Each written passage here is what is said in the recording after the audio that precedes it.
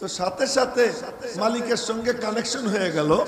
তো আল্লাহর পক্ষ থেকে বলা হইলো, আব্দুল আজিজ তুই ময়দানে নাইমা যা, আমি আল্লাহ তোর সঙ্গে আছি। আপনাদেরকেও বলতেছি, হিফাজতে দ্বীনের জন্য, দ্বীনের নুসরতের জন্য, দ্বীনের মদদের জন্য কেউ যদি দাঁড়াইয়া যায় তো রব্বুল আলামিন বলেন, তুই একা না, আমি আল্লাহ তোর পাশে দাঁড়াইয়া আছি। তো হযরত শাহ আব্দুল আজিজ মুহাদ্দিস দেহলভী বললেন, যখন দেখলেন ওনাদের ভিতরে একটা চোখ ছিল, আমার কথা কিন্তু মনোযোগ দিয়ে শুনতে হবে, মাঝখানে ছুটে গেলে পরে আর বুঝবেন না।